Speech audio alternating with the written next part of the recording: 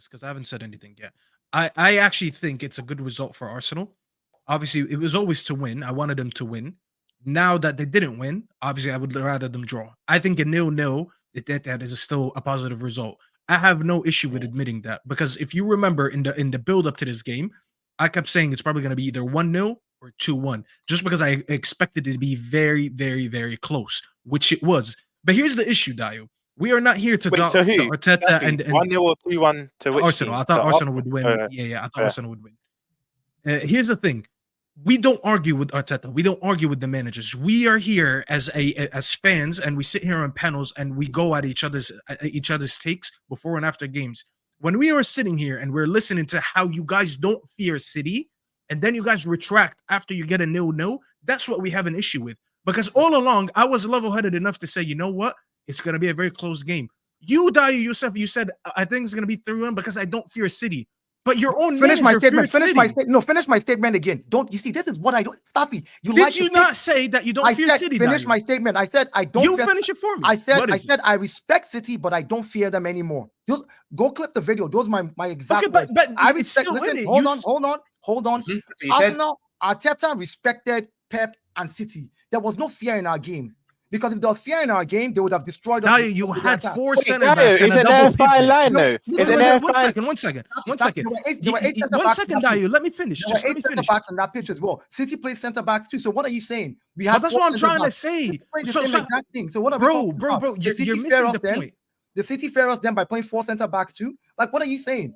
Like if you're going to if you let me finish, I will say that. Yes, because there was 8 center backs on the pitch and you're playing a double pivot. But somehow you don't fear City, but your manager does. Your manager did the right thing, and I praised him for it. Yes, but Pep has been doing that since last season. This is why he got rid of the likes of Cancelo and them, because he's been too scared to get pumped by teams, and he saw that being defensively solid is winning him trophies. Your manager's doing the same thing. So you can't say before the game, I don't fear City. We're going to pump them 3-1. But then after you get a draw, you're like, oh, why don't they respect that we got a draw? I don't know. That's not what I said. That's not what I said. That is what you said. Guys, let me just step in for a second here. I want to clarify something. You said that Pep's scared of getting pumped. That's why he's playing more defenders. I don't think there's anything wrong with a manager being fearful of losing games. I want every manager in the world to be fearful of losing and setting up a team that is built not to lose. That should be what they're all doing.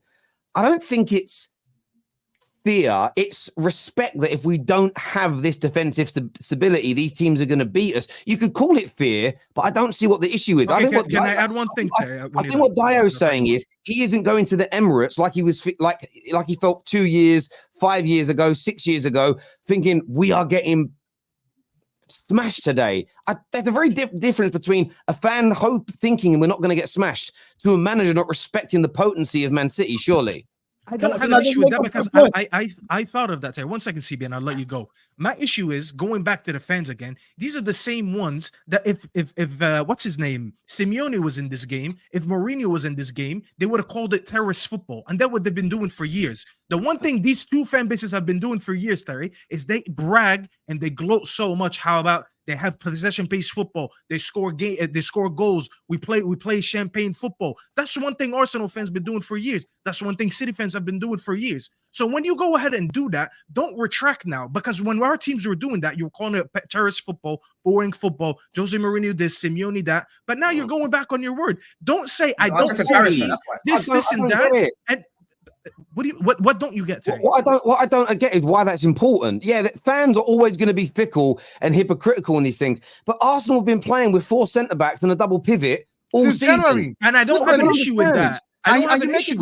You make it sound like all of a sudden Arteta coward. Okay, Pep played the same thing against us, a double pivot and 4 centre backs. So is Pep afraid of Arteta as well?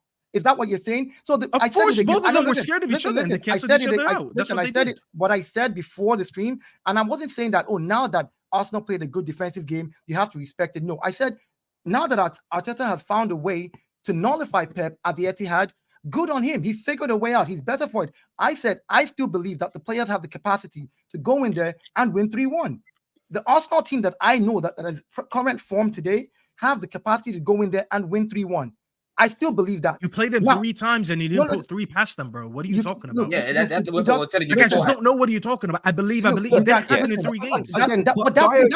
That's a fan. Sorry, Dio's prediction's wrong. Like, I don't think we need to dwell over Dio's prediction as opposed to the game. They want to and hang me on my prediction. So continue. The prediction is the prediction. It didn't come through, but we did. Not just you, Dio. Not just you. Dio, what it is, the prediction shows an element of disrespect because 3-1 screams a comfortable. Listen, 3-1 is a comfortable result. That's a 2-goal cushion. That's actually a comfortable result. If it was like a 1-0 or 2-1, we'll kind of understand it. But I feel like because you said what you said before the game, you know why I said that. You can't. That's what it is. That's what it is. You know why I said 3-1? Because let me tell you this: we're talking about City here, right? You know that if you go there and put 1 past them, you're not getting away from them. You score 1, City is coming back to score. Like, you know this for a fact, and you're going to the Etihad. I don't care how good our defense was. If we broke City and scored 1 goal, City would have won that game 2-1 because we would have tried to defend even deeper, and they will pump us. At that point, they're more vibed. So hold on. So already listen. Let me. So my thing was aim for the moon. I back my team. They have the capacity, and I think they have the talent and the manpower enough, knowing that we had more players coming back and less people injured than City. This was our best time to go in there, aim for the moon, and try to pump them. And I made a statement before I made it. I said, I respect City, I respect Arteta, I respect the Etihad, but I'm not afraid of the place anymore. So I'm not scared to go in there and do what needs to be done. Simple. I want to ask this question then. Again, I'm just trying to understand. So the reason why the media, pundits, fans online, social media are mocking and playing down what Arsenal has done is because some of their fans predicted 3-1 results. No, don't do that, Terry. You start the segment. I'm not finished talking. Let me just finish my point.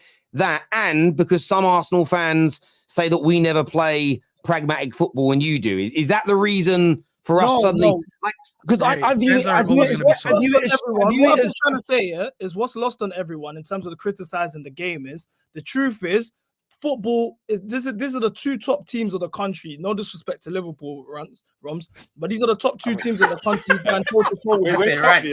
We're talking.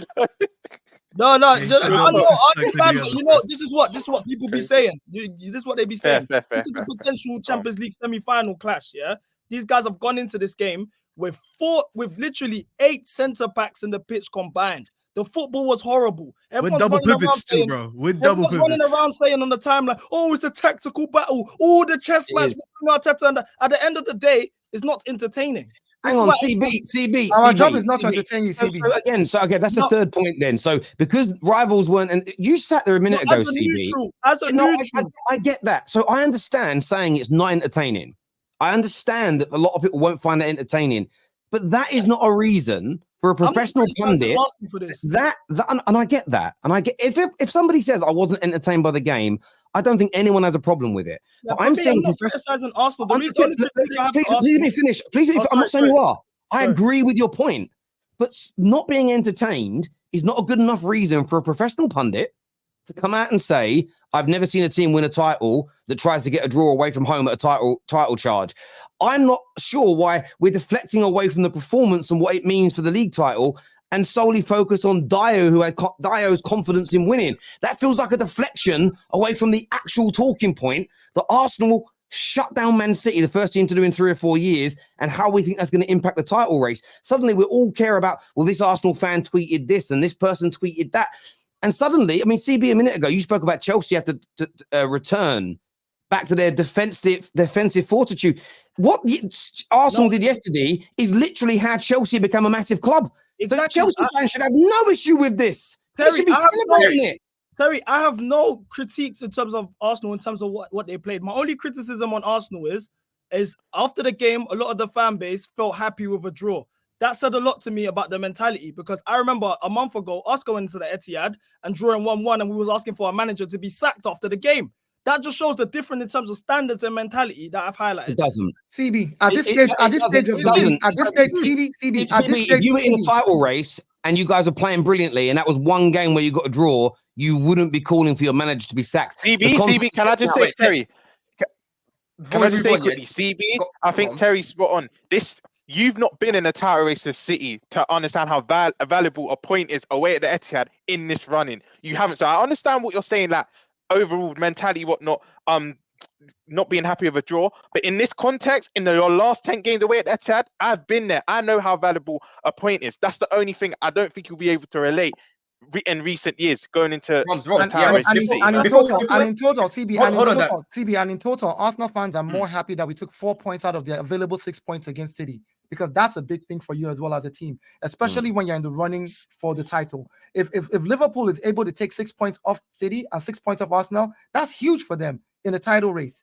Like, if you're all going toe to toe, and any team that you're going toe to toe with, you can take more points off them, that's huge. So you're not just happy about the points. It's not like, oh, that draw is the celebratory draw. No, it's like, you know what? We did the business with City this season. I agree. I want to go to Rory. I want to hear Rory's take. I'm going to go to Rory. I'm going to go to Rory, and then we're going to go to the super chats. There's a lot of them. Rory, talk to us, mate.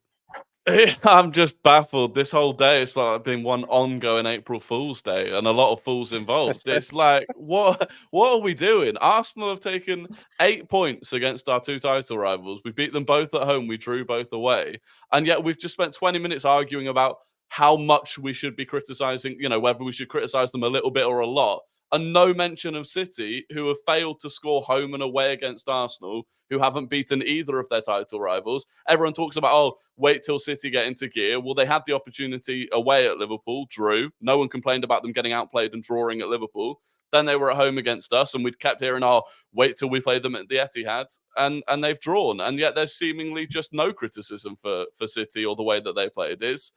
I don't know. It's just absolutely baffling. As a fan, it was a boring game. I know it was tactical, and I didn't even think there was that much kind of tactical excitement around it. It was a boring game, but we did what we needed to do, and I don't think we went there to get a draw. People say, "Oh, you played for a draw." We played not to lose, because we could have won the game. There were a couple of chances. If Trossard had squared it to Martinelli, if Jesus had made the right movement off the back of Akanji, we created the chances to score. And it could have been exactly the same as it was at the Emirates, where we walk away with a 1-0 win. But we went there not to lose, and that was what we had to do. But again, no one's talking about the fact that the onus was on City to win. They're the team that's in third. They're the team that had the opportunity in a 6-pointer to go at least ahead of us, and they failed to do that. So, it's just incredible. Absolutely incredible. Yeah, man. They failed to do that because you guys were great. Sorry, Don. I was just going to say, they failed to do that because you guys were great. I just want to go back and just re-summarize what I said. I actually praise Arteta for what he did. I think Arteta approached the game correctly. Arteta has been very good since that Liverpool game. I've been nothing but praise for Arteta, because so far he's doing very well since that Dubai trip. I don't know what happened. Going into this game to the Etihad and defending well and limiting. By the way, you didn't just park the bus. You successfully parked the bus, okay? Because you limited him to 1 shot on target. I've seen my team go there like cowards, park the bus and concede 3. There's a difference. That's why I'm praising him. My whole criticism was towards how easy that game seemed to be to some fans when it wasn't, because the manager clearly viewed it better. He respected the game much higher, that he resorted to going, listen, let's not lose today, because the bigger picture is we want to win the league. And I respect Pep too much. I respect the City institution too much to think that I could go there and play him off the park. And fair to him. And it might reflect at the end of the season for a trophy. So 100%, I'm going to give him praise. And I think that's what Ram said and what Don said. And I think Kate said that as well. But back to what we said, we were just talking about the fans disrespecting the game too much. Yeah, but the thing is, I don't think that's disrespectful for Deo to say that it could be 3-1, because I knew Arsenal. Well, I said Arsenal would get at least a point. And if Arsenal had turned up and been clinical, it could have been 3-1. I don't think City looked brilliant yesterday, not at all. I thought Arsenal looked a better team for most parts.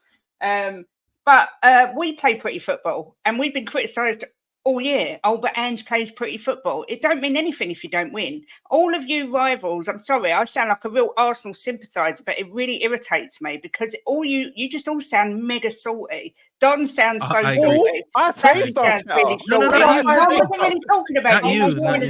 You're in there. TV sounded salty. At the end of the day, to go to the Etihad and get a point in a title race where it's so close, I don't see how anybody can criticise Arteta. And I agree with what Rory said. I don't think they went there to get a point. I just think they were just pushed back into that position.